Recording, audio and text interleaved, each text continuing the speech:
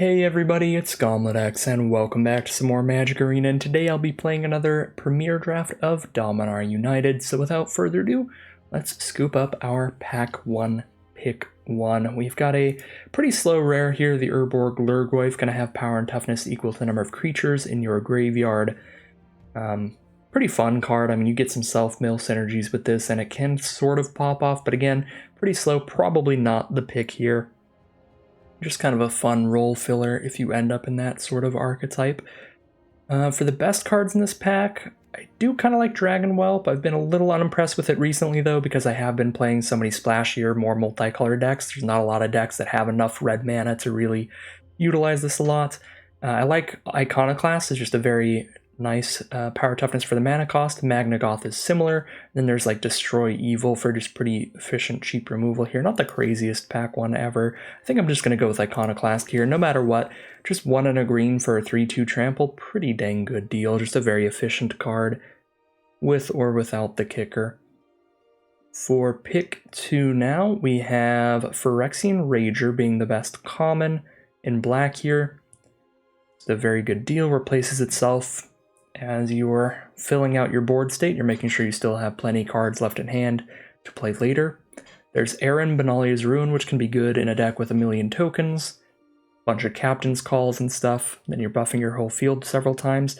Does lock you in pretty hard into a certain archetype though, just mana-wise. Double white black for a 3-drop. A lot of colored pips there. I'm just going to take Phyrexian Rager. Pretty solid card. Pretty open as well. Pick 3 now, we've got a Cut Down, which actually is played pretty solidly. It's definitely all over standard. Outside of that, there's Argivian Cavalier in white. The very nice combat trick of Take Up the Shield in white. Floriferous Vine Wall, great for domain strategies, helping pull out those non-basics from your deck. I like the Vine Wall, the Cut Down, the Cavalier, the Take Up the Shield pretty equivalently. There's nothing super bonkers in here. No very clear sign in my opinion. Aggressive Sabotage has been fine in this format as well. It's a slow enough, grindy enough, like value-based format that your opponent will often have 2 cards left in hand even late in the game. I think I'm going to take the Vine Wall. I don't know there. Ooh, Sunbathing Root Walla. Love that card. Not a ton of stuff going on this pack otherwise yet again. There's a Root Walla, a Wooded Ridgeline, a Tribute to Urborg. I guess Tribute to Urborg actually is a pretty high pick. Is it something I take over Urborg here? We do have a 1 Phyrexian Rager. Or is it something I take over Root Walla here? Actually might be. I was very impressed with this in my last deck. That could kick it in traditional sealed. A pretty great removal spell. Yeah, we'll take a Tribute over the Root Walla. Sorry, Root Walla friend. Well, Mirror's Outrider's very good with like 3 or more land types among permanents you control. A 5-mana 4/4 reach is not that bad of a deal, and slapping a bunch of extra damage onto it makes it a pretty excellent deal. So, pretty big fan of the Outrider. There's a Bog Badger as well, which I'm a fan of. Splatter Goblin would be fine. Going in the black direction. Phalanx in white. Take an Outrider. Geothermal Bog looking pretty sweet here. It's also a late Citizen's Arrest. I haven't really dabbled in white at all at this point, and double white is very hard to splash. Don't think it's happening. I think I'm looking to be in a good position to be going in the Jund direction and take this Geothermal Bog. Mana fixing between our black and our red, and it helps get domain a little faster as well. Okay. Got a Flowstone Infusion in red for just cheap red removal. That seems pretty good. Phyrexian Espionage, also great. Or a dual land here, but neither of these dual lands are a color that we currently have. It would just be speculating towards more domain. It would be half on color duals. So like they'd be good for a domain. We just don't know if we'll need the blue mana. But I think Infusion is a strong enough, cheap little piece of interaction to take over the duals. Okay. Nice filler red creature, nice filler green creature. Nice draw spell in black, especially with high domain. Take that draw spell here. Good old giant growth, but maybe better. Molten Monstrosity and Soaring Drake are the best creatures. Grab a Molten Monstrosity. Bunch of nonsense here. Sleeper's the best card, but we're pretty far from that kind of deck. Take a Meteorite. Argivian Cavalier is definitely the best card. Heroic Charger is also pretty good. We're definitely not playing through the possibility to negate, so take the best card in the pack. This is a whole lot of nothing again. I'll just rare draft the uncommon. I'll just rare draft the rare. Actually, Barkweave Crusher is not unplayable, and Chaotic Transformation is very much unplayable. Ooh, open up the Jund Mythic Rare? While we're in Jund? Okay, Soul of Windgrace here, a 4-mana 5/4. When it enters the battlefield or attacks, you can put a land from your graveyard, from any graveyard, onto the battlefield tapped under your control. You can discard a land to gain 3 life, or draw a card, or give this thing indestructible. Very, very nice card to take over the game in a stall, making sure that you don't flood out at all. You can always draw more cards, you can gain a bunch of life to get back into the game, or you just have an indestructible threat on board. So Soul of Windgrace, gonna be the pickup here. Seems pretty sweet. Rivaz of the Claw. There are not enough dragons for this card to really matter. It is a 3-mana 3/3 menace, which can be viable if you're just like a Rakdos aggro deck, but the rest of the text almost never matters. I think I'm just taking a Lightning Strike here out of red. 2-mana 3 damage to any target instant speed. I'd love to wheel the Geothermal Bog, but for now, Lightning Strike it is.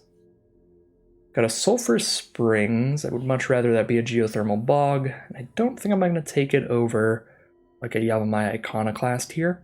We might be green-red splash black.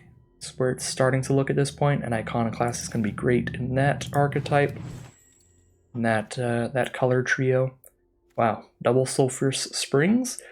That's pretty funny. I'll just take another Miria's Outrider. Great card to have at the top end of your curve. We're not really going to need the mana fixing or ramp if we stick to just 3 colors. And Divine Shaper Prodigy is only good if you can kick it. It is great if you can kick it, though. Yeah, we're taking Outrider. Wooded Ridgeline seems pretty easy. I have 1 Flowstone Infusion, a Tribute to Urborg, and a Lightning Strike. So now I think I have enough cheap little pieces of interaction to take Ridgeline over that. I do think mana fixing is pretty important, so I am going to take the green-red duel. I would not take an off-color duel over the Flowstone Infusion, though. I don't think just adding 1 to the domain count is important enough to take over Infusion, but I do think making sure all of our main 3 colors are well supported is that important. Let's go ahead and look at our actual curve by sorting out all of our removal spells and draw spells and just looking at when we're playing creatures. So we definitely need more creatures, but we're only less than halfway through the first pack. Hurler Cyclops is fine, but our 5-drop slot is going to be all locked up by Miria's Outriders. And Bog Badger would fit into the curve better. Tribute to Urborg is solid removal. We don't have any way to kick it, so it's not actually better than like Lightning Strike. Probably get a few blue dual lands, but still not significantly better. I think I'm taking another Ridgeline for the same reason that I took the first Ridgeline over the Flowstone Infusion. I haven't loved the Branch Rider lately, nor the Deathbloom Gardener. The Librarian's fine filler in any deck, but I think I would rather just have a domain land than a Librarian. It's not like I'm taking the domain land over anything actually great. Sunbathing Rootwalla is something that is actually great. It's a 2-drop creature, so you can play it early in the game with a good activated ability that makes sure that it stays relevant throughout the entire game. It is never a bad draw. Alright, now we'll take the automatic Librarian here. Warhost's Frenzy is fine. I've had some people draw some cards off this thing, but I don't know, we're not aggressive enough to do anything crazy with it. I'll just take Librarian. Now we'll take a Flowstone Kavu. We're not really going to be a Bone Splinters deck. I guess I've got 1 Vine Wall, but that's about it when it comes to expendable creatures to sacrifice to it. Don't think that's enough to justify a Bone Splinters. We'll take a Kavu. Goblin Picker or the Shadow Prophecy. I think I'd rather have a Goblin Picker right now. Gaia's Might is a very nice combat trick. I'll scoop that up. We'll play around with Giant Growth. And we'll just wheel the Flowstone Infusion anyway that I passed up on. That's hilarious. And very acceptable. I will take that. Ooh, another great 2-drop here, Nishoba Brawler. Power equal to the number of basic land types among lands you control. That is almost always going to be at least a 2-mana 3/3 trample in our deck, which is a very good deal. And if it's ever a 4/3 for 2, that's ridiculous. I'm taking it over a Phyrexian Rager, which is a little bit sad, but I think it is just so powerful for such a cheap cost that it is a little bit of a better card than Phyrexian Rager, and it is worth taking first. The rare, the Golden Argosy, potentially lets you redo your enter the battlefield effects, so it would be like, I guess, okay with Rager Outrider, but it is a 3/6 body in a format with a lot of really big creatures, so your opponent can just double block it, and then you only get to redo your enter the battlefield effects one time anyway. Not a huge fan of the Golden Argosy. A bunch of duels. None of them are for actually helping our colors, they're all for adding to domain. Although I guess the blue one adds to domain and maybe gets us tribute to Urborg, so maybe we're supposed to take the blue one here. Rulok Mons is a fine dork though, fine creature. Currently we've got 14 creatures, 6 non-creatures, only 22 playables. Might be a fun card to play around with. I do like its attack trigger, playing lands off the top or getting you goblins. Probably go Rulok Mons here. Vine Wall would be fine in here as well. Would love to wheel the Tributary, don't know if it'll happen. But I'm actually just going to take some more main deck cards over just domain lands. Alright, Magnagoth Sentry is a very good deal. One of the better green commons, just a very efficient 4-mana 4/4 reach, we'll take it. That versus Beachfront. Beachfront would be fine, but I think Sentry is great.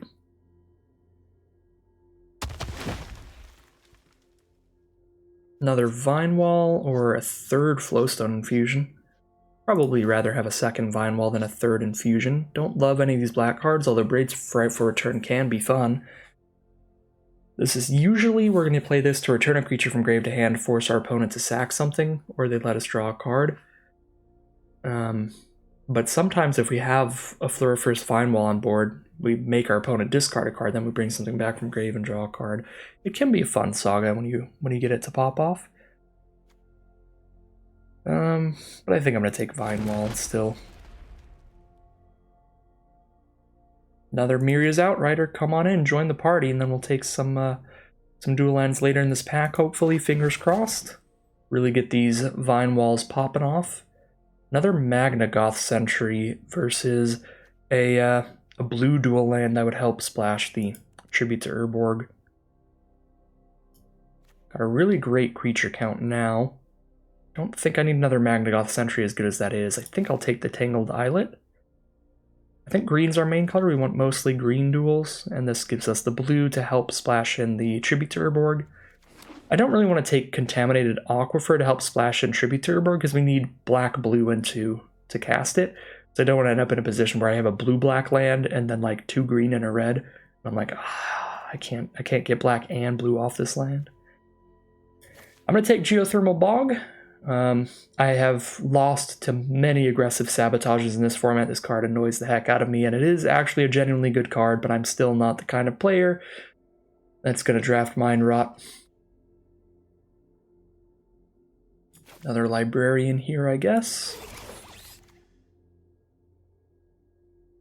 Did not wheel any duels, sadly. Take a Deathbloom Gardener. Ooh, we wheeled a Sunlit Marsh at least. Hope for Domain. Yeah, our deck is complete. Now we're just taking duels. Bone Splinters is better now that I have double Floriferous Vine Wall, so it might make the cut. Now I have 2 expendable creatures where Vine Wall is getting sacked to Bone Splinters, and the Bone Splinters has basically no cost. And then I can still, if I'm really hurting, if my opponent plays a really good card, I can still sacrifice something that's actually valuable to me. To do it. Last pick, Impulse.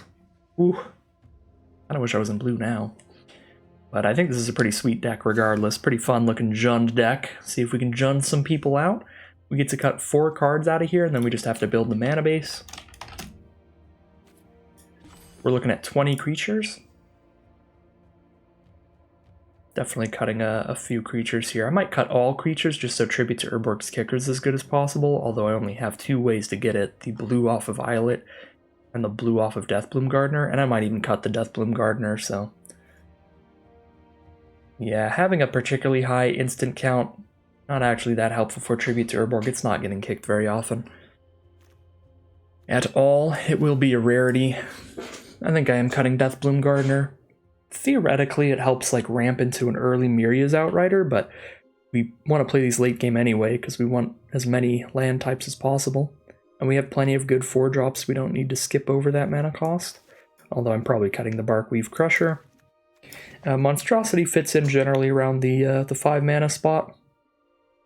It's 8 mana to cast, reduced by the power of a creature you control. So if we have a 3-power creature out, it's a 5-drop. We have 1, 2, 3, 4, 5, 6, 7, 8, 9, 10, 11 creatures in the deck that make this a 5-drop or less. Probably worth it, probably are keeping the monstrosity in.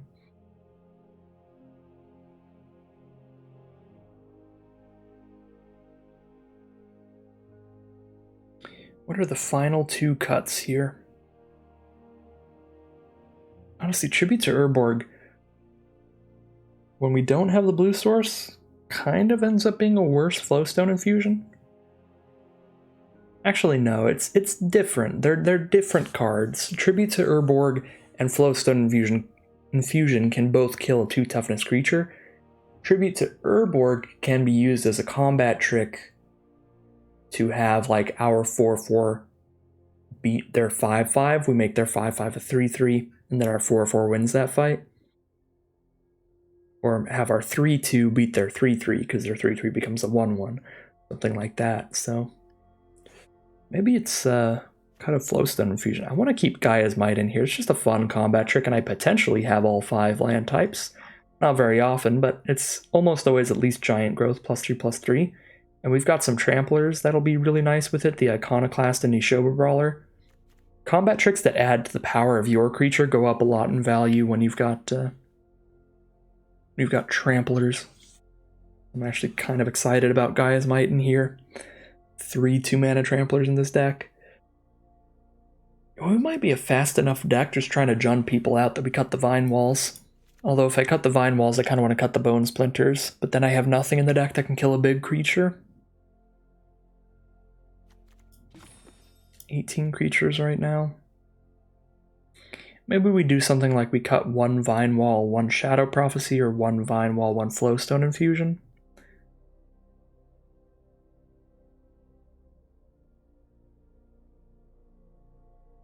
Super tempted to just drop double Vine Wall.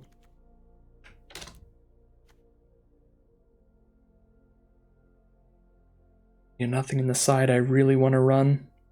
The black is very much our splash color here. Does that change what we want to cut at all? Not really.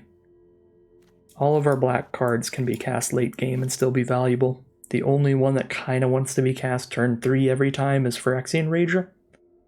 But I don't think it's worth cutting Phyrexian Rager. And thanks to taking duels pretty diligently, we should have a good amount of green, red, and black sources, even.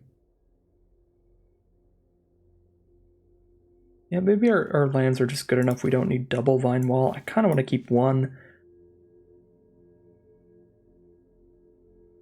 Rulik is fun, maybe a little slow though. Maybe Rulik is supposed to be the cut, maybe one of these librarians.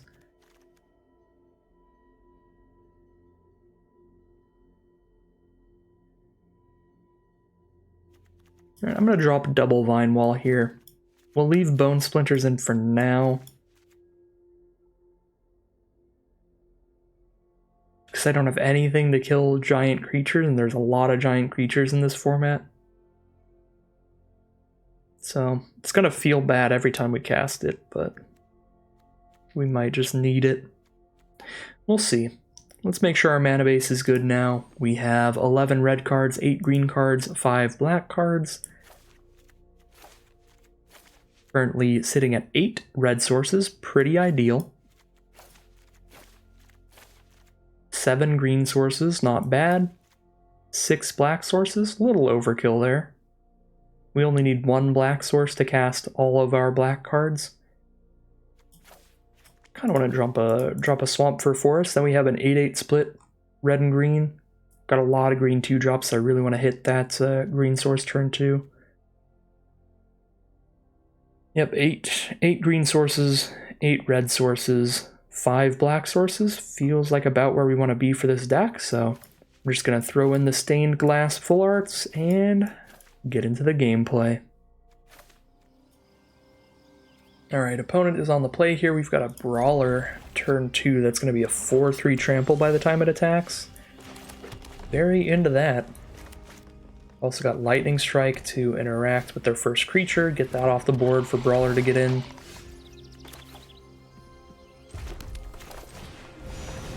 Yep, if they don't have removal for this Brawler, this should be a pretty sweet start.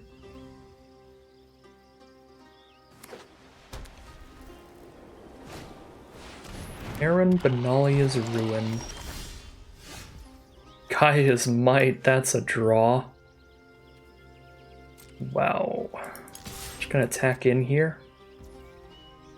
Alright. Missed out on 1 point of damage there.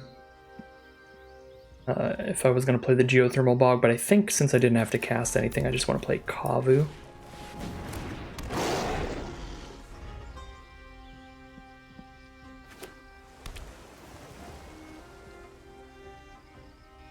I don't need to Lightning Strike Aaron until they have enough creatures to use his ability well, since it does require them to sacrifice a creature to do anything.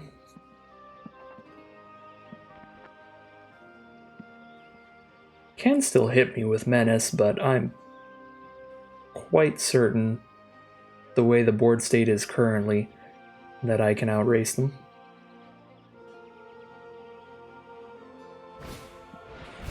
Knowledge Sleeper.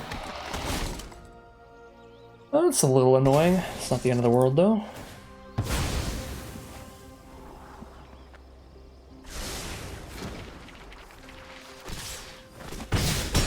Alright, they're going to try to outrace me. We'll see how that works for them here. I'm going to go ahead and just boop Aaron, because I've got nothing else to do this turn.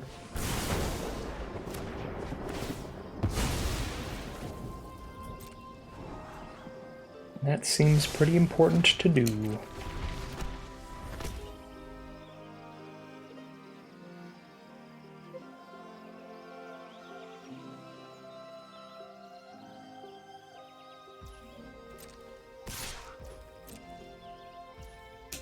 I guess I could have Shadow Prophesied instead, try to find some more plays. That's a 5 power and Yashoba Brawler now, let's go. Probably dead. Getting tribute to Urborg. Actually, they don't have any instants or sorceries in grave for the tribute. Alright, Resolute Reinforcements. It's got Trample, so that's not gonna stop 1 damage. Sure. I'm just gonna get tributed. Alright. 10-8. 1 mana. +5/+5 feels pretty good. They're down to 6 now. We take 3 damage here. We can Shadow Prophecy. It's going to be painful, but it will be for the full 5 cards. Pick any 2 out of the top 5 of our library. Mesa Cavalier, life gain. That does significantly help them race now that they're getting life gain. And I'm losing life. So in 2 directions, the race just started going better for them. Oh! Well, now there's no way. These are 5 damage apiece. There is straight up no way for our opponent. We trample over for 3 here and then just play an Outrider. Call it a day.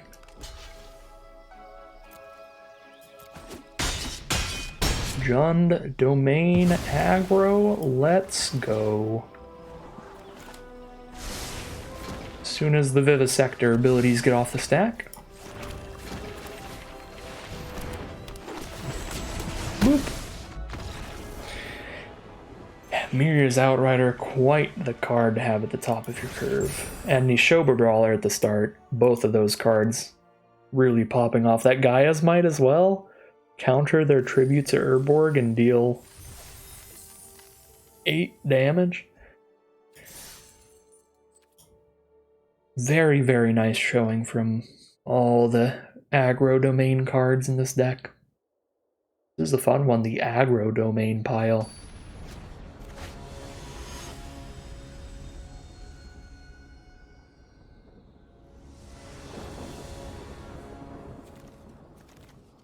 We're on the play here. We know we can Lightning Strike, but we need to draw a green source to cast any creatures. We need to draw any land to cast our draw spell.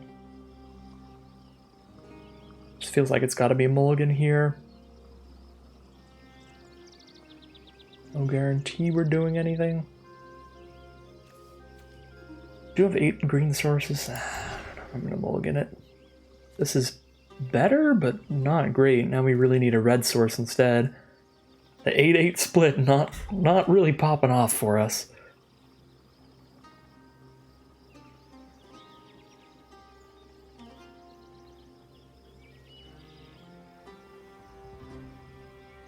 I did cut down on a black source though, which I think was definitely correct. I'm happy about that. Did we drop Flowstone Kavu here? I think we dropped Flowstone Kavu.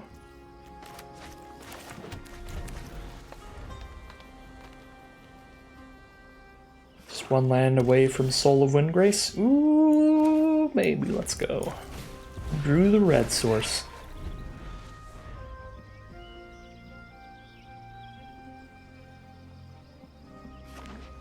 We're brawling. Toxic Abomination. It's going to do a couple damage to them. Hopefully, they don't want to trade here. If they do, I can Lightning Strike the Abomination and still deal all 3 damage, so that's why I'm just going to send in. I'm not going to Lightning Strike pre-combat, because if they don't want to trade, I'm very okay with that.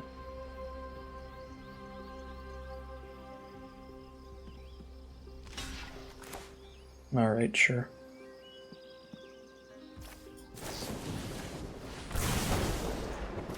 We'll just trample over the 3 damage anyway. Unfortunately, having to Lightning Strike the Abomination.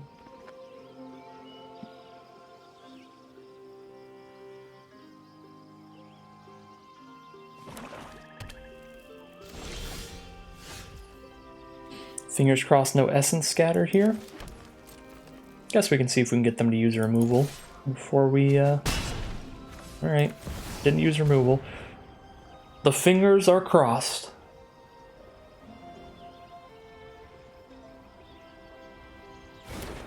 Alright, no Essence Scatter, let's go. No lands and Greaves, so it's just a 5-4, but it's still a 5-4 when my opponent is at 12 life.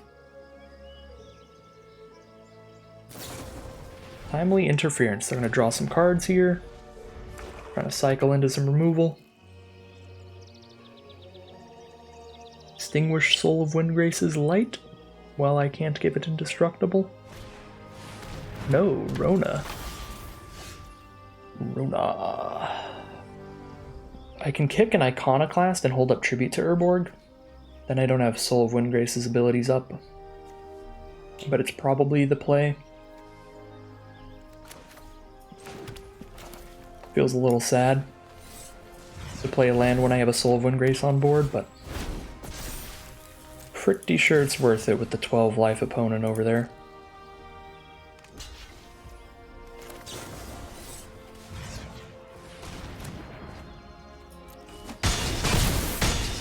They are now at 2, thanks to that line.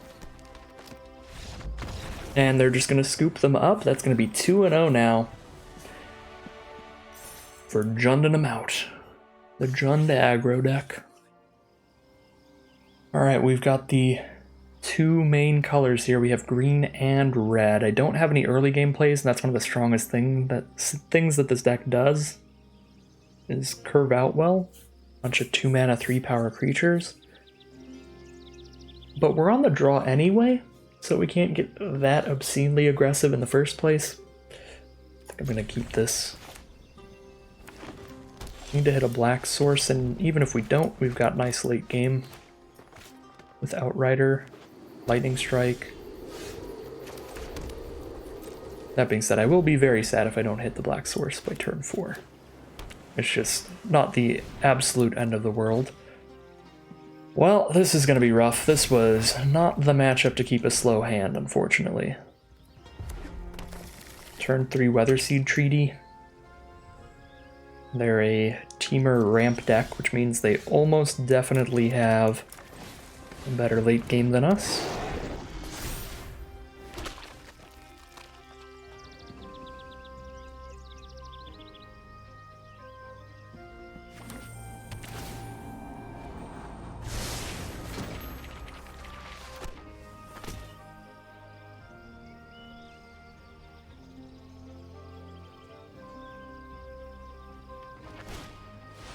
Magnagoth Sentry.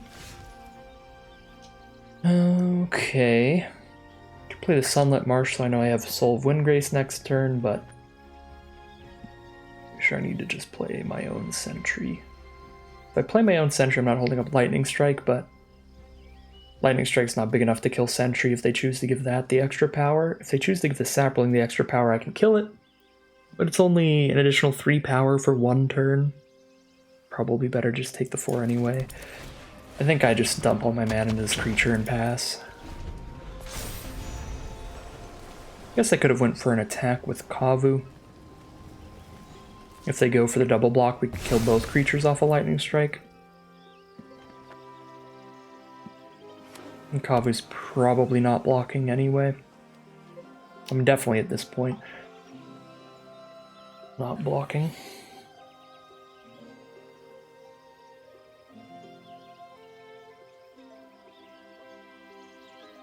That was probably worth it. I probably should have sent in the attack with Kavu last turn.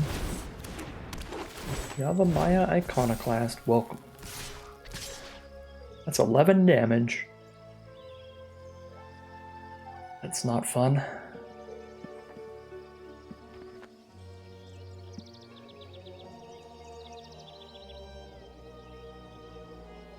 Both of these creatures get smaller next turn. So I can trade smaller creatures into them. I'll just take 11.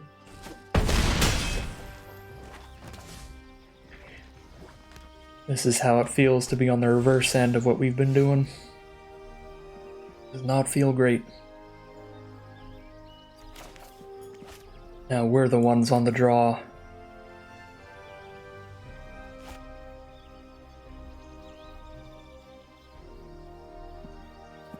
Much as I'd love to hold Lightning Strike up, I'm just gonna play Outrider. Have more creatures. Then we'll Marsh and hold up Strike. As many blockers on this board as possible.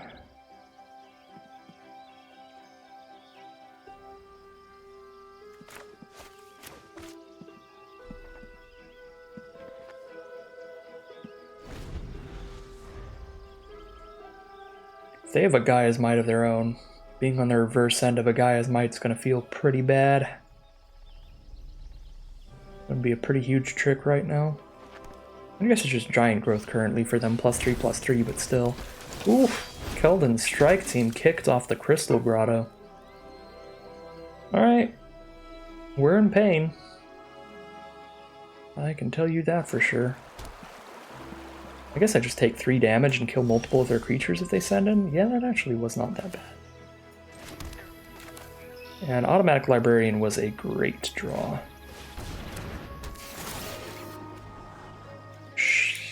Don't think I have the life for Shadow Prophecy at this point. It's a full domain Shadow Prophecy, but my opponent can go wide around my creatures, so I want to really make sure that I'm not dying to them being able to go wide. Valerian Terror. That is a big one. Ooh, another Miria's Outrider. I do like that, but I like Soul of Windgrace a little better. I actually don't have the mana to discard a land, draw a card after I cast this. Which is probably what I'd want to do. I don't have the mana for Lightning Strike after this either. I might have to play this mountain so that I still have Lightning Strike up. If I've got to play this mountain anyway, I might as well play Outrider instead, because I still have Lightning Strike up. And this way, whenever I do play Soul of Windgrace, I actually have the land in hand to use an ability. Alright, Linebreaker Bailoff, not that bad. Okay.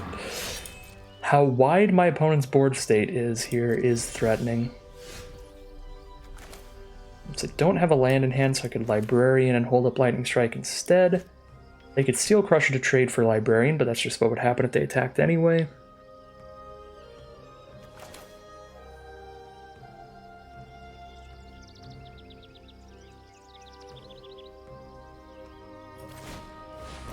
Scry, I shouldn't have let it use any red mana just in case for the Flowstone Kabu.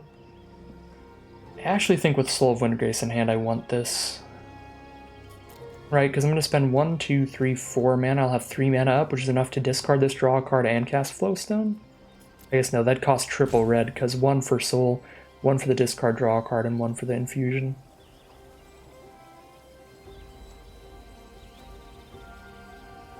Still feel like I leave the land here and the infusion. This could be wrong.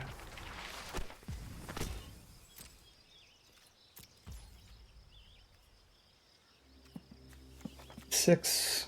1, 2, 3, 4, 5, 6. Take 1, 2, 3 damage.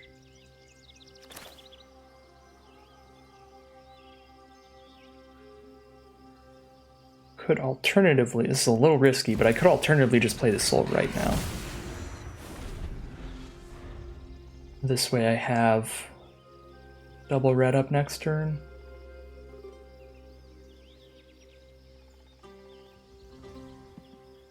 And I think if my opponent had any lines where they would want to be attacking and I could Lightning Strike to ruin it, they probably would have had it already. Like last turn or the turn before.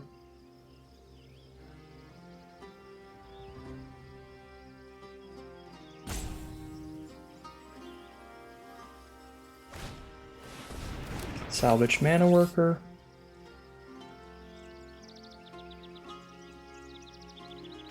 Pass turn, alright, let's go! Stabilize us, Soul of Windgrace.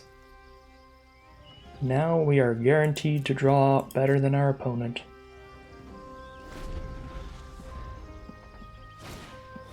Not guaranteed, but likely. Now we are likely to draw better than our opponent.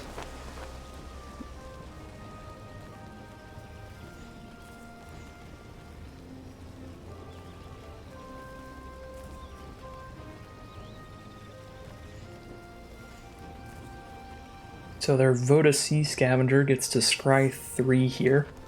Put one of them on the top and the rest on the bottom, or they can put all 3 on the bottom. They're going to do 1 to top, 2 to bottom.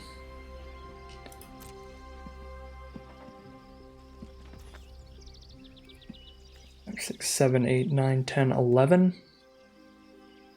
3, 4, 5, 6, 7. Not a big fan of this.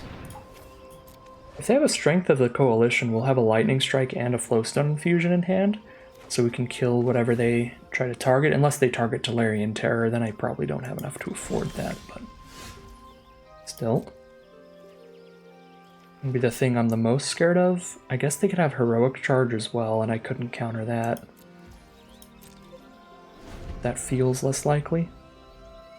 If I ever get comfortable enough to where I could tap one of my creatures, then I can start attacking with Soul of Windgrace because I can give it indestructible each turn. That is pretty brutal. That is a wide board.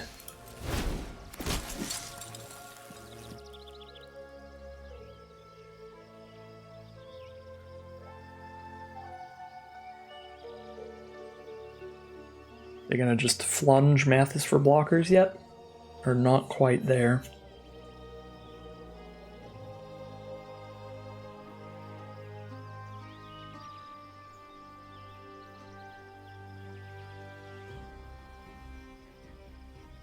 I'll be excited whenever they do, because then I actually get to cast these spells and try to find a really nasty block. But I am also probably going to use all 3 of my hourglasses when that happens. Because I want to really make sure I survive and kill as many of their creatures as possible without losing my own.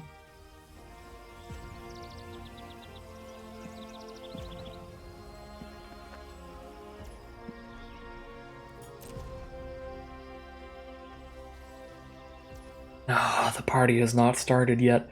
The party has not started yet. Probably, I could keep this in my hand so I could still get this indestructible sometime.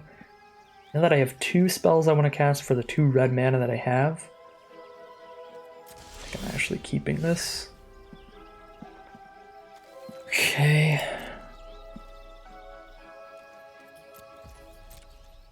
I like how close they're getting to just lethal.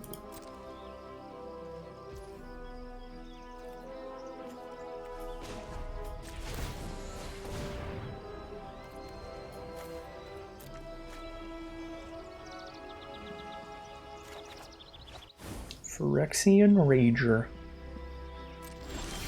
1 Ragey boy. Ooh! I don't get to hold up both of these tricks and play the Outrider, but I do get to hold up Lightning Strike.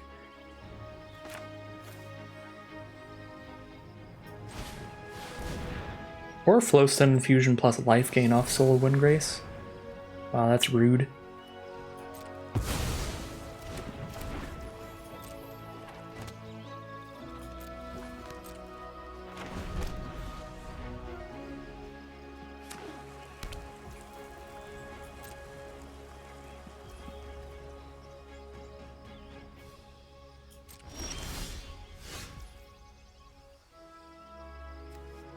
I'm gonna mill out before my opponent. Do I have any win cons that just like get there here? The fact that I'm gonna mill out before my opponent might just be the death of me? I can't break through this board state with this deck. So I no longer want to draw any cards, so I don't want a Phyrexian Rager. I have 18, they have 20. I'm already milling out before them. But maybe they'll catch up. Maybe they'll catch up. Eventually I can start attacking with Soul of Windgrace.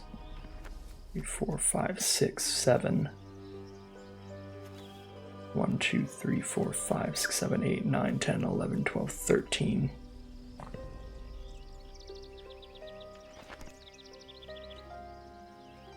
-7.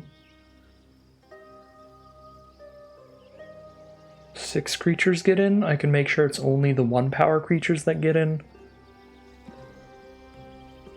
Alright.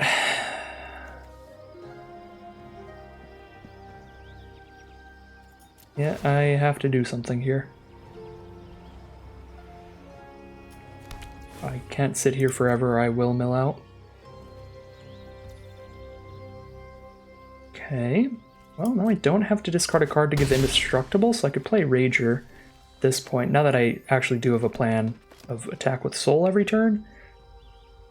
Eventually that edicts their board small enough to where I can attack with everybody else on some final turn.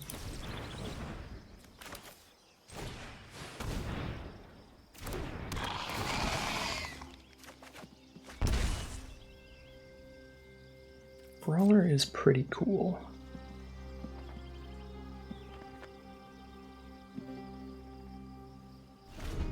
Not holding up the black mana for indestructible because I cast the Rager, but I think it's safer to protect me than protect Soul of Windgrace.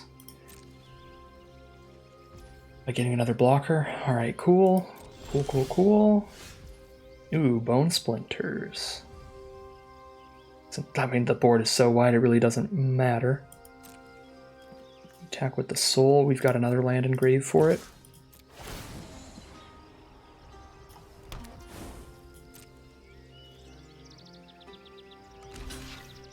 Jump with a 1/1. All right, we're whittling the board down. Let's go. Let's go. Get that board smaller. While ours keeps getting bigger.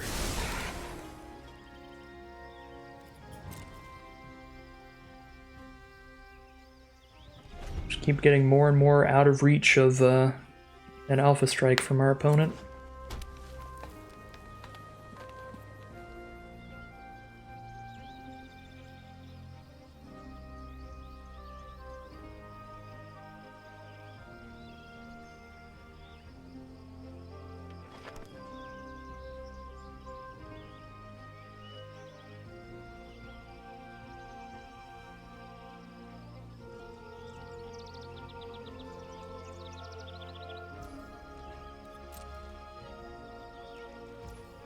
Still no attack.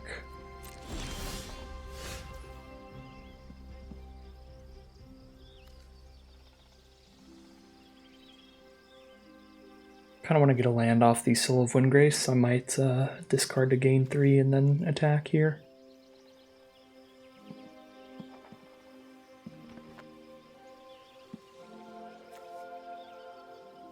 I think that's probably fine.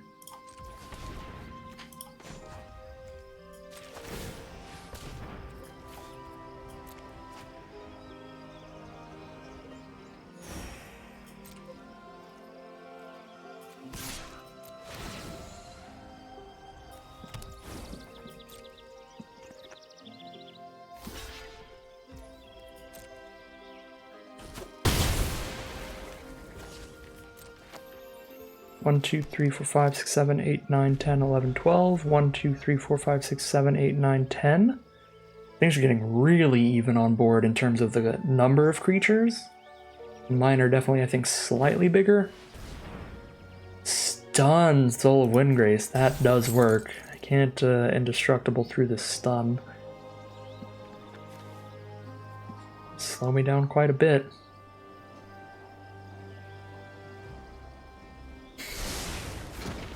Scry to the top, hate to see that. If I get like a Gaia's Might or something, I can make a pretty nasty Flowstone Kavu attack.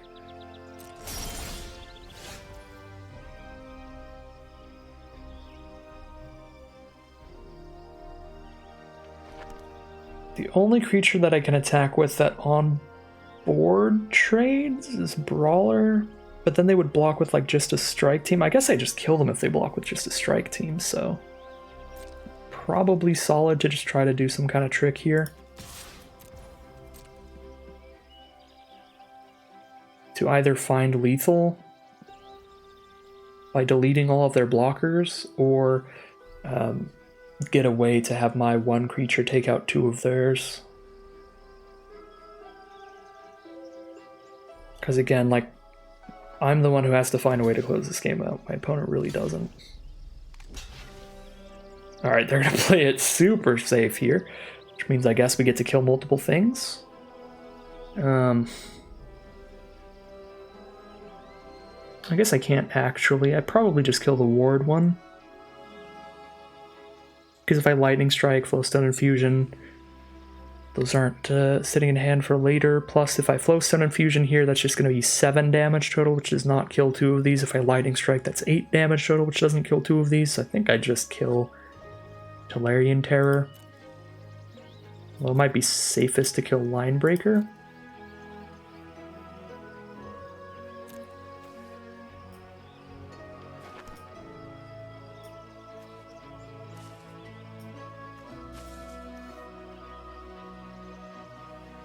I don't know, I have a lot of things that can block Linebreaker. We'll kill the Terror. Sure. 1 for 1 into the 5/5.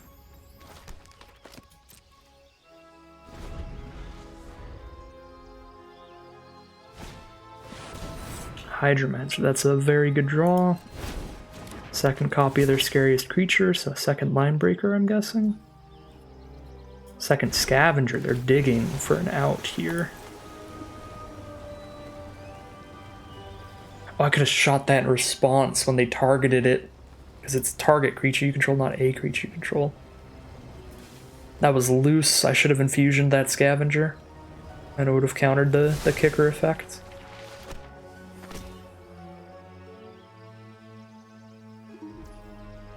That was very loose.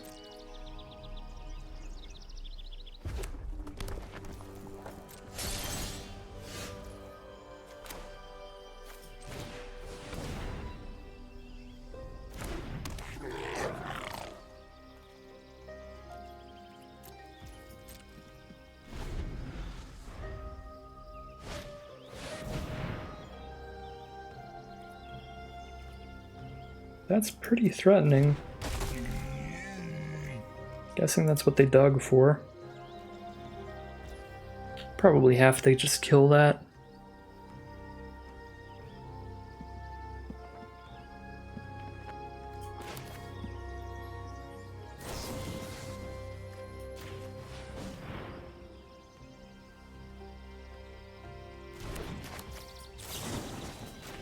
Guess I could have gone for bone splinters instead, sacking a rager or something, since that's sorcery speed instead of instant speed.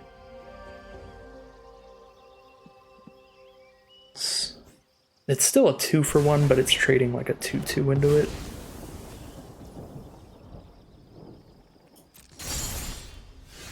Well, at least we drew another Flow Stone Infusion, so I don't have to feel absolutely horrible about it. 6, 7, 8, 9, 10, 11, 12, 13. 1, 2, 3, 4, 5, 6, 7, 8, 9, 10. Still hanging out. I get to start attacking with Soul of Windgrace again next turn.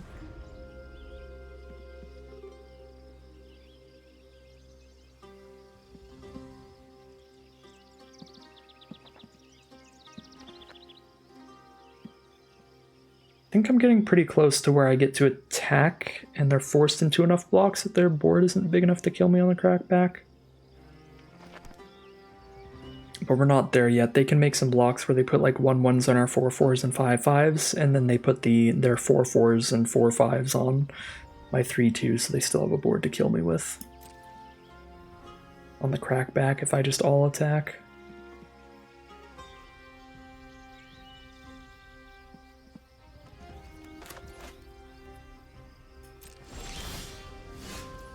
Sunbathing Root Wall is a huge draw.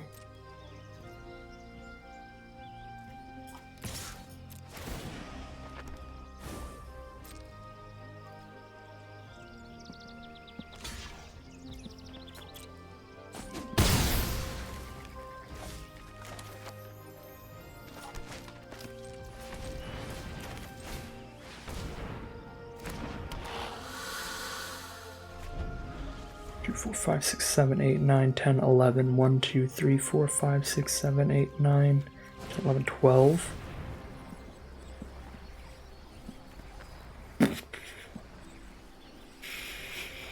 That's a Mega Bomb. We're gonna have to Bone Splinters now.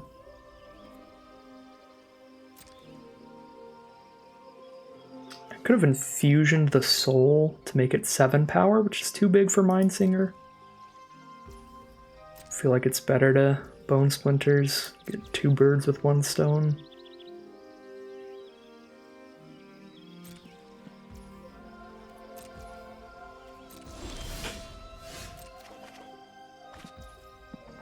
But that's why I full controlled when the singer went down. So then that would be an option.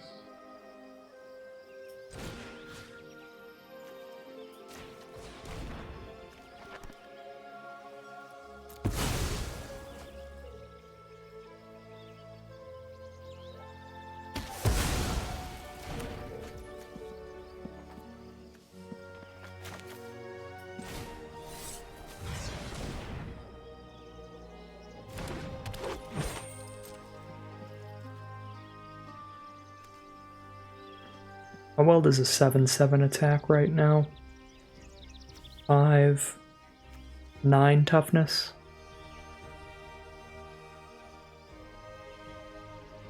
Kills 2 other creatures if I Flowstone Infusion it.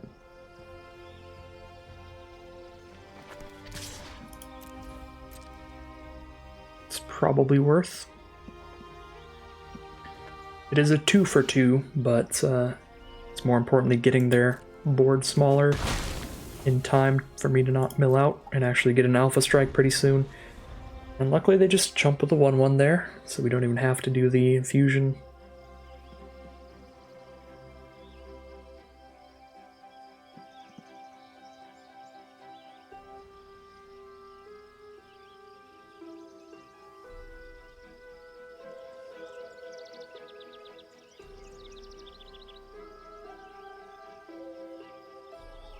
They've got 3 cards in their hand here.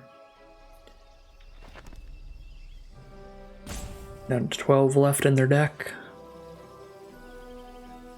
They need to get some solutions to these problems quickly now. 11 to 1, 2, 3, 4, 5, 6, 7, 8, 9, 10, 11.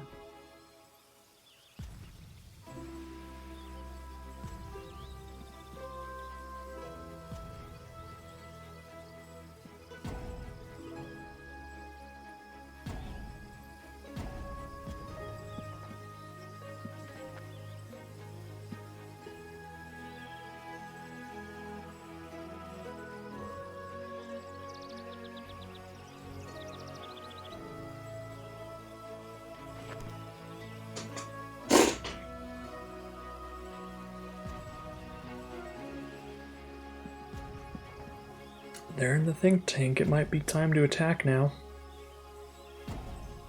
We'll find out soon enough.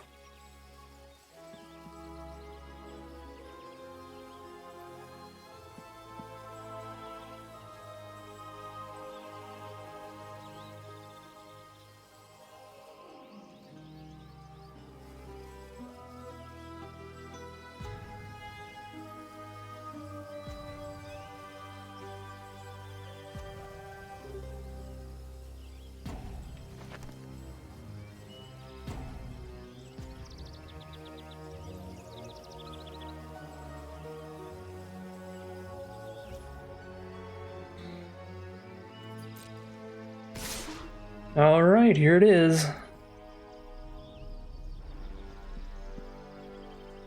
Don't love it.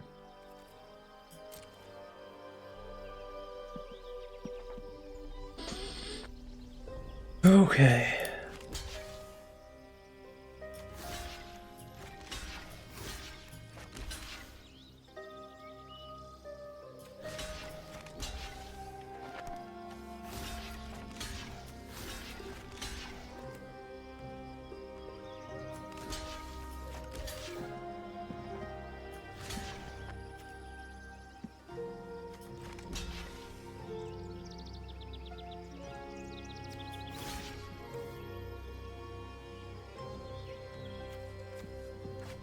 Taking 5 damage on board.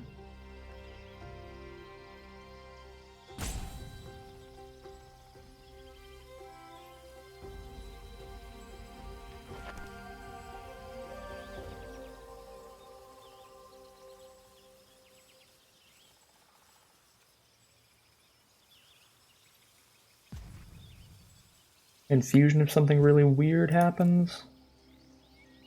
Be the +1/+1 to everybody, the strength of the coalition here. Still crack back for lethal if that's the case, I'm pretty sure. I guess they could play more creatures. It would be very bad if that is the play.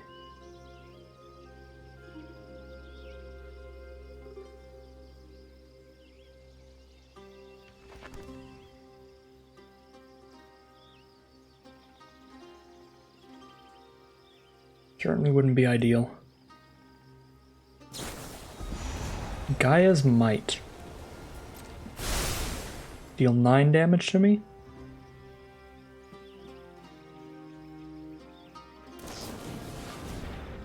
Lightning strike me. Okay, I'll discard a land.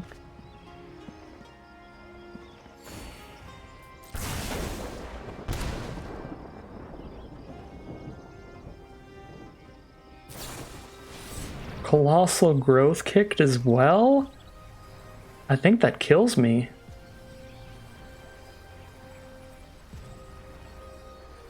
kill me even if I blocked, because trample on something. 12, 13 damage? Oh no, not quite, that's 1 damage away.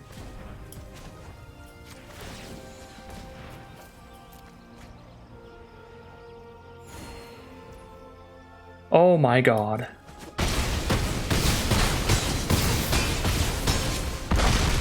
Go to 1. Oh boy. Alright. Send in the squad. Oh, good lord. +9/+9 trample they played.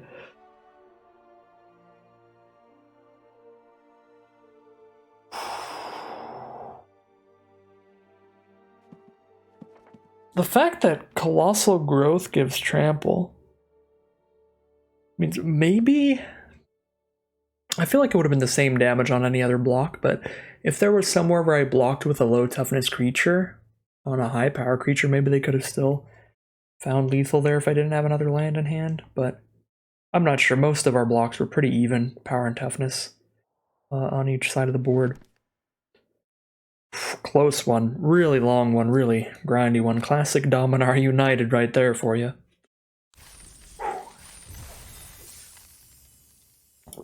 That's going to bring us to 3-0 now. Really riding Soul of Windgrace all the way to victory that game. We would have been dead in the water without that Soul of Windgrace. Alright, here we are on the play in round 4. Need to hit a land pretty badly. We'd love it to be a swamp. We're on the play with no plays till turn 3.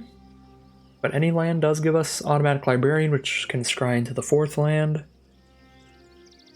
I'm keeping this risky one.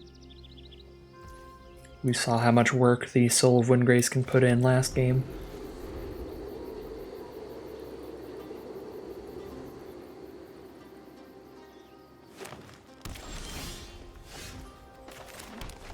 Alright, multiple pieces of cheap interaction. If our opponent plays a good early game creature. They do not. Unfortunately, we've lost 2 coin flips. That is 2 non-land draws.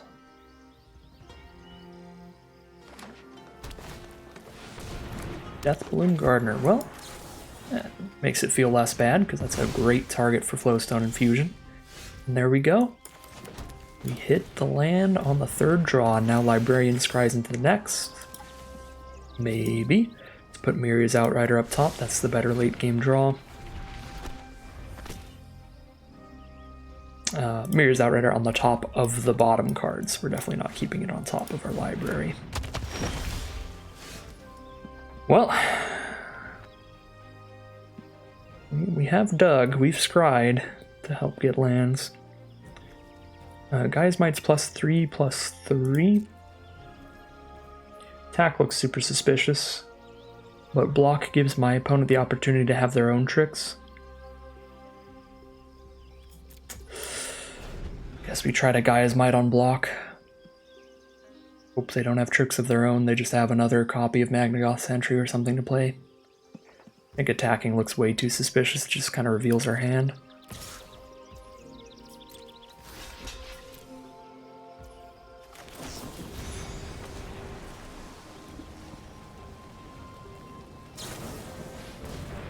Yep, that's good.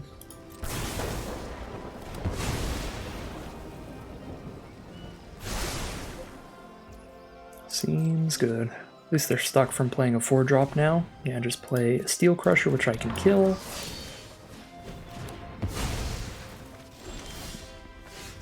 Yikes. The scry plan has not worked out.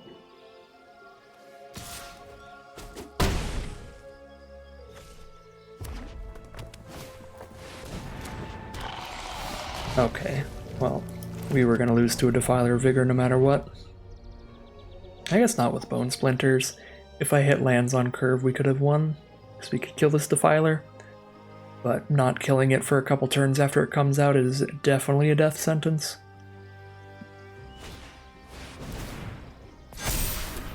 Yep. Defiler Vigor is just a dumb magic card.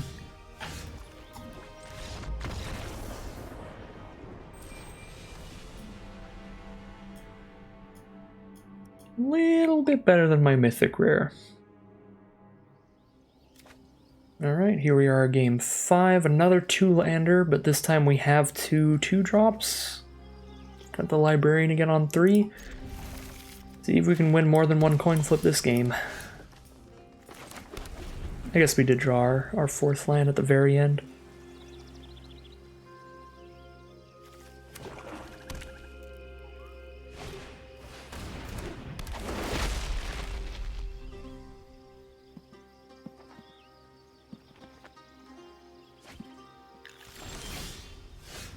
Alright, well, we've lost the first 2 coin flips again. If I hit next turn, though, I have a really good start, just doubling up Iconoclasts, attacking in with these powerful trample creatures very quickly. My lord. I can still play the other Iconoclast, I just don't get to kick it anymore. But yeah, we have a 5-drop in hand, we have a really important 3-drop, so missing 3 lands in a row is very painful.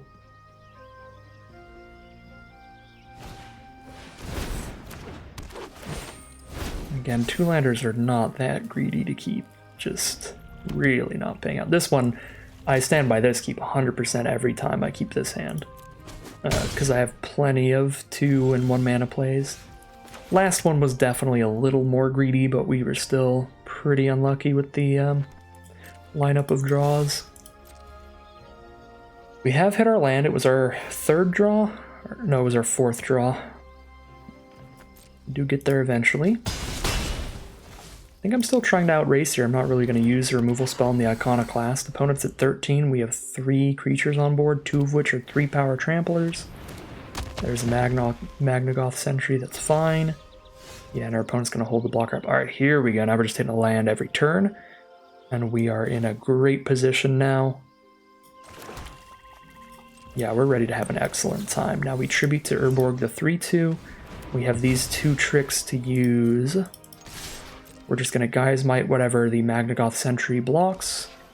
And then... actually, Gaia's Might is +4/+4. 6 + 4 is 10. Flowstone Fusion is 12. I can put them into 1 life if I Gaia's Might an unblocked creature. If I Gaia's Might in Fusion. Don't think that's worth it with Mirror's Outrider in hand. It might be. Although if I hit them here for 6, I'm putting them to 7. You know what? I win this game when I hit 1 land. Let's just do it. That might be a bold plan,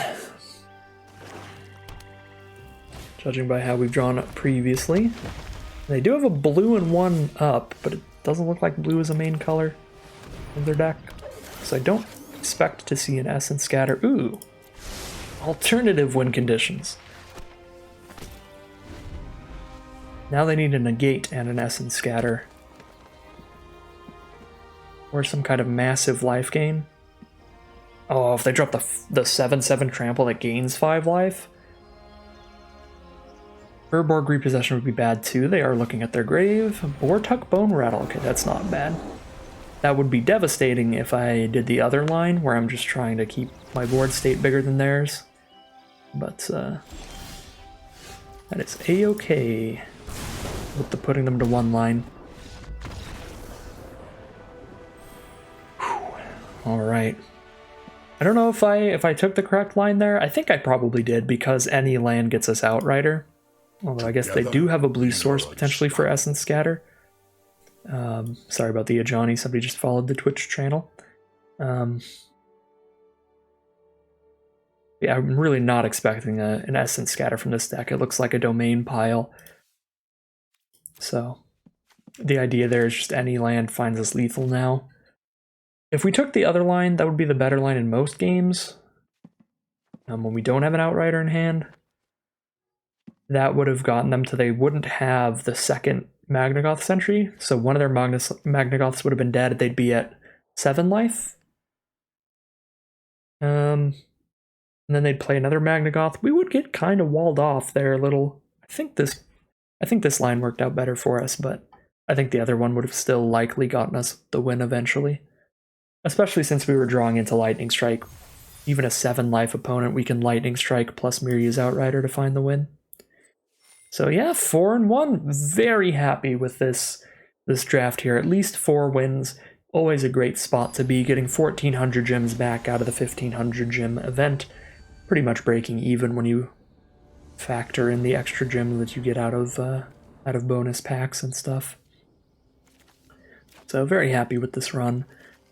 This is the number 1 greediest 2-liner I could try to keep. I do have an Infusion and a Lightning Strike, but I don't think that's going to be enough. We'll keep this one. Okay, actually get rid of a land here because I can use Librarian to find the 4th land if I don't draw it naturally. Turn 1 Viashino Branch Rider. That is some aggro. Accidentally minimized Arena. Every time I click right below the mountain. Haunting Figment. This is some aggressive stuff on the play from our opponent. Want to just tribute to Urborg a Haunting Figment?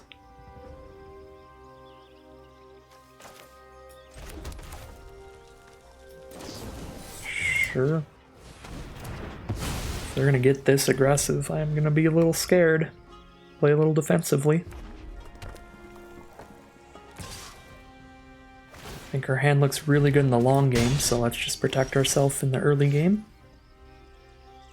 I'd rather make sure that I can cast Windgrace on 4 or just play Librarian now to block Branch Rider. I think again, playing the early game.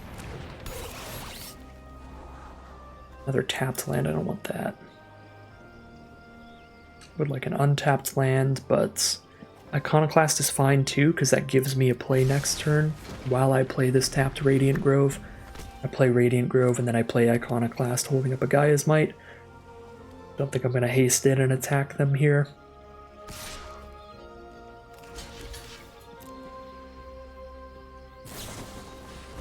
Furious Bellow. And this is some Is It aggro if I've ever seen it.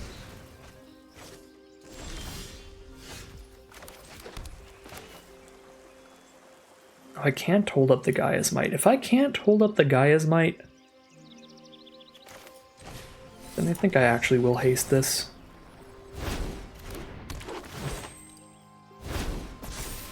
Because then if I block and they just buff Branch Rider, I'm not very happy about that trade.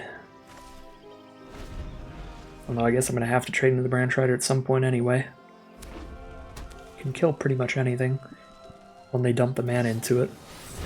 Oh, they're going to Fires a Victory this Iconoclast anyway. Alright. Fingers crossed, auto removal. One time.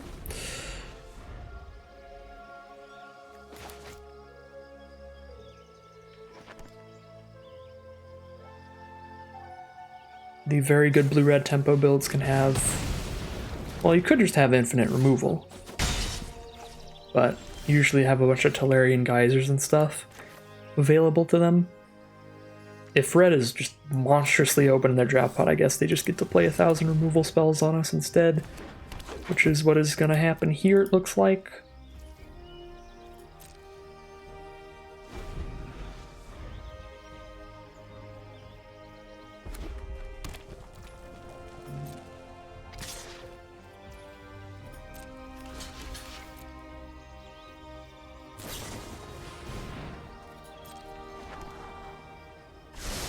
Gaia's Might is +4/+4, making this 6 toughness. They could still buff and kill it with first strike damage, so Gaia's Might doesn't help us.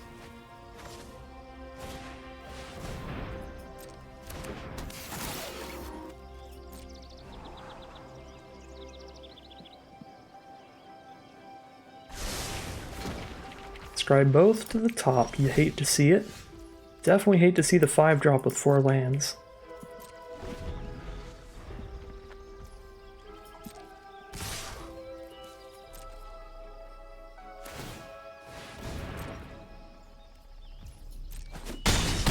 Down to 7.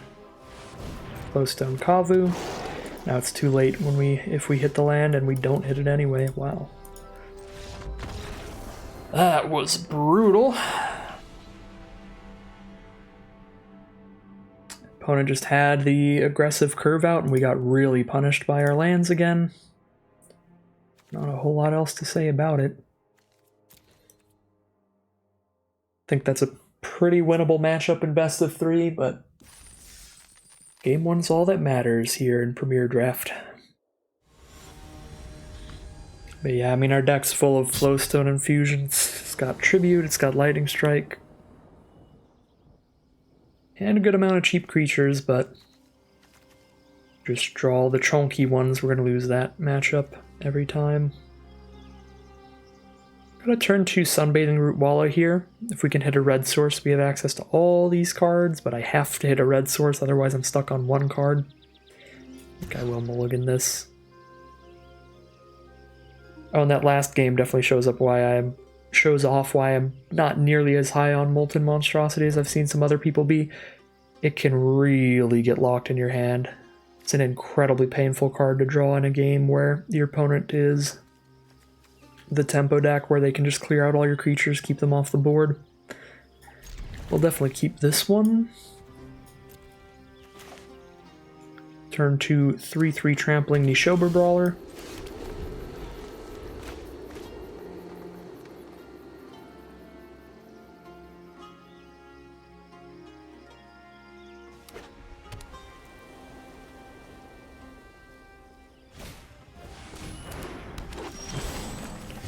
I am always happy to see a no-value Vine Shaper Prodigy come down.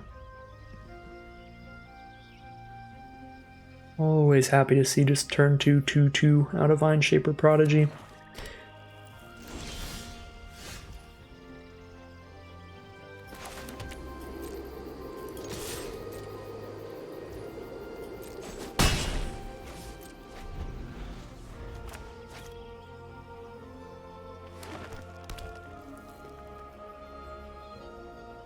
Yep, just means our opponent is stuck off their blue source. They are 5-color domain for sure if they're running the Prodigy.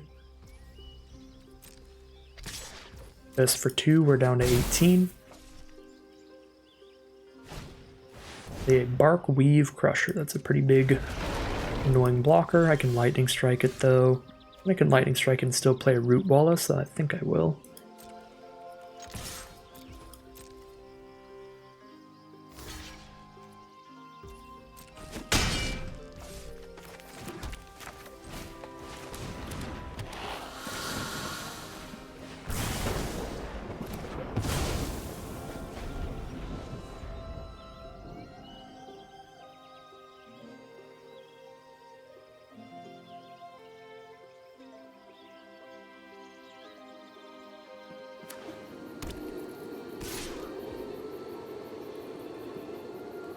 Taking another hit from the Vine Shaper Prodigy, we'll be down to 16 now. Our opponent still has all colors except blue, and they'll drop a Griffin Protector. I think I'd spend my mana to buff this Root Walla to kill the Griffin Protector if they block. If they don't, we'll play the Magnagoth Sentry. Our opponent is down to 12, we're at 16. Things feel pretty alright over here.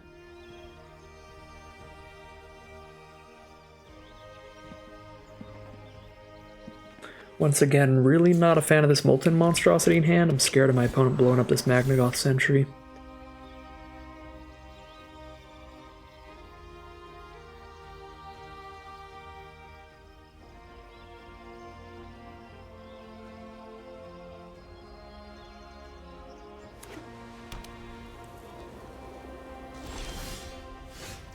Alright.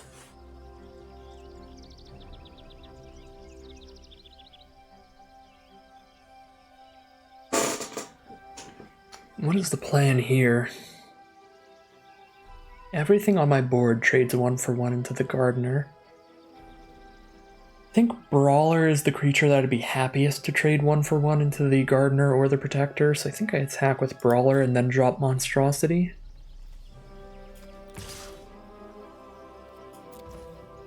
If I want to attack with Magnagoth Sentry this turn, then the play is to just main phase 1, play the Molten Monstrosity. Since if the Magnagoth Sentry dies, the Monstrosity costs too much mana. Alright, just hit for 3 here. They're down to 9. Now we'll play the Monstrosity. 4 mana, 5/5 trample. Feels good.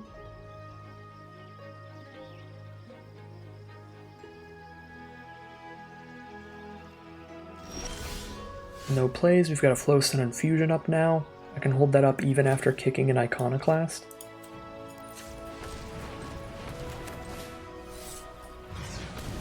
So I think I kick an Iconoclast and jam in. Something big is going to die to a Deathbloom Gardener, but opponent is going to take some damage. Maybe should have sent in Sunbathing Root Wall as well. Going for an Alpha Strike, just trying to find lethal. But this should do enough damage for Miria's Outrider to finish things off regardless, and this way Root Wall is not at risk of just getting blocked by a 2/3 and getting no value there. And I guess even if that happened, we could post-combat a Flowstone Infusion. Okay, currently we're dealing 4, 5, 6 damage to my opponent's face. 6, 7, 8, 9, 10? Oh, we're just killing them with all this trample. We're actually just straight dead right now. Strength of the Coalition means I'm not trampling over at all here. Now I'm dealing 4, 5, 6 damage. I can make it 8 by using a Flowstone Infusion. 4, 5, 6, 7, 8 maximum. I guess I'd do that because I can make it 8 damage and save the Nishoba Brawler by using it on the Deathbloom Gardener. Put our opponent to 1. And then we just attack with everybody this next turn if they don't have 3 blockers or more. If they do, we just wait to draw our 5th land for Miria's Outrider and have that finish things. Bortuck Bone Rattle, alright, they're gonna have 3 blockers.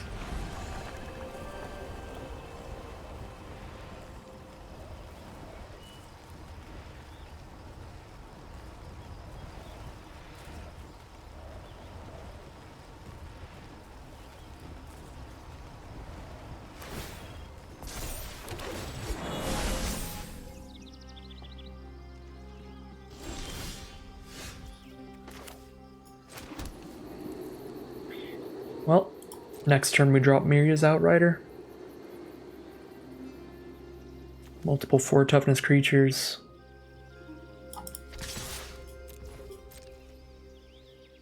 Clear out the Gardener and the Griffin Protector probably. Alright, Gardener and Bone Rattle it is.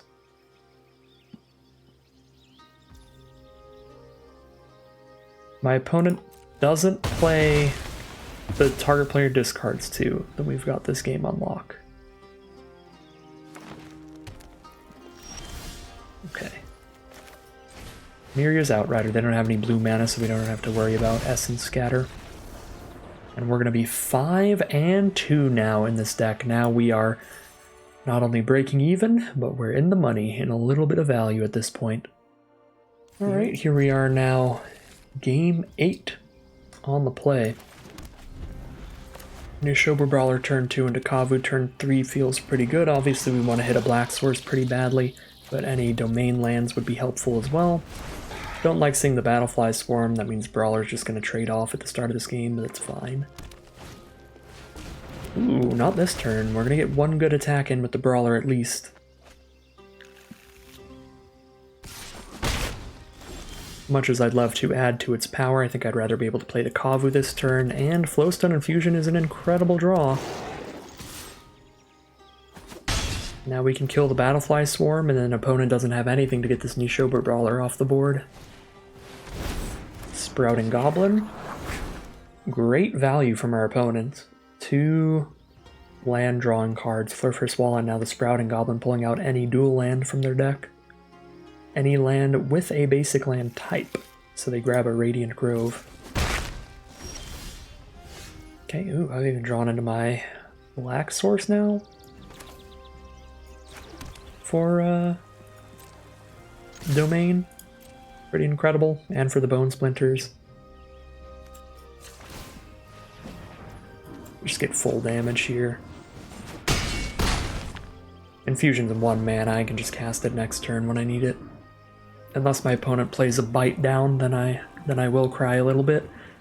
Because I could have countered a Bite Down with a Flowstone Infusion, but they're playing black as well here. I feel like they could easily just have their own Bone Splinters, Tribute to Urborg, anything like that. Vine Shaper Prodigy unkicked. Love to see it.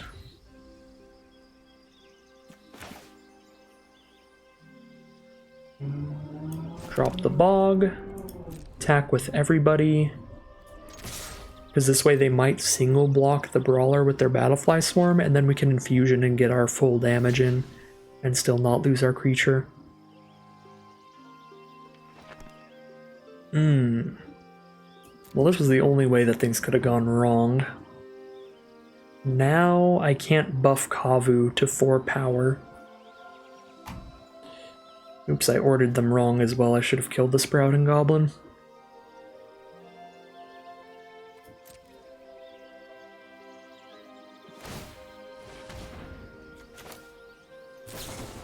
Yeah, unfortunately Kavu only gets to kill one of these two.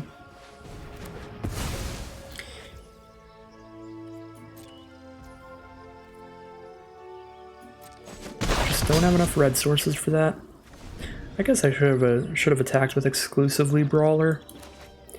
Well, from this point on, we just cross our fingers and hope not to flood.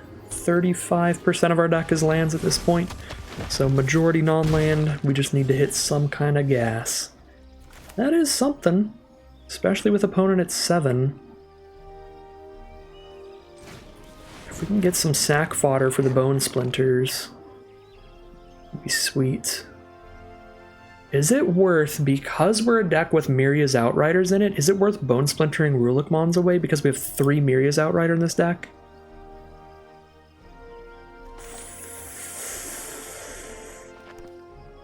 It might be. Because I guarantee I hit for 2 damage this turn. Putting them to 5. And they've got 4 cards left in their hand. The odds of them having another big creature after the Sojourner are pretty high. So I'm not sure just attacking in with a Rulikmons is going to find me the kill. So we'll play to our outs here. Try to draw into the Miria's Outriders. I should have played a land there. Yep, that's a big Molten Monstrosity. So we're gonna have several blockers.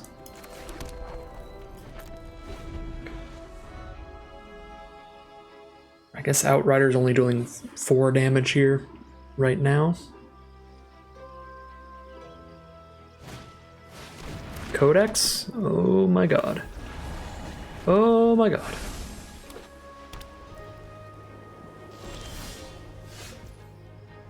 These are definitely not our outs.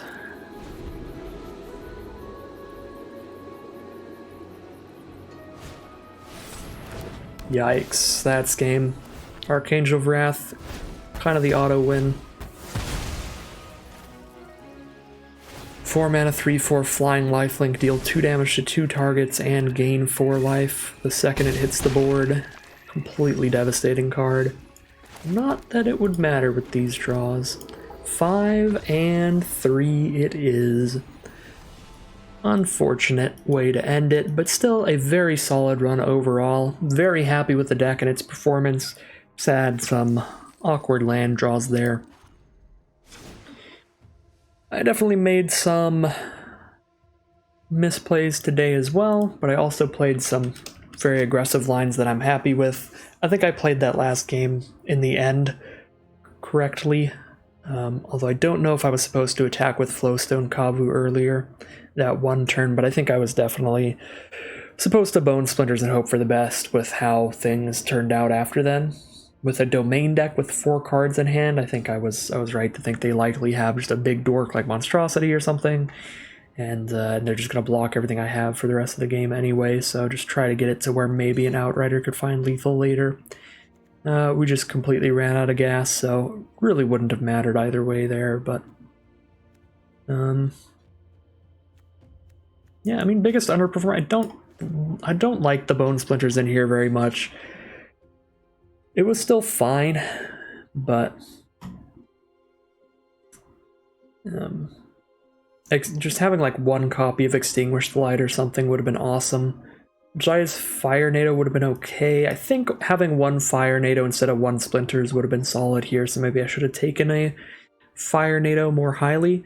But other than that, really good stuff from the deck. We had a lot of games where we got a really nice aggressive curve of Brawler, Root Walla, or Iconoclast into just curve out a couple creatures, do a bunch of damage, and then finish things off with a Miria's Outrider. That was a great play pattern that happened a lot thanks to our cheap removal to clear things out of the way and keep our damage sending in. So that was great. That was probably the best thing this deck could do, but we even grinded out a nice long win with a Soul of Windgrace, so pretty flexible deck here.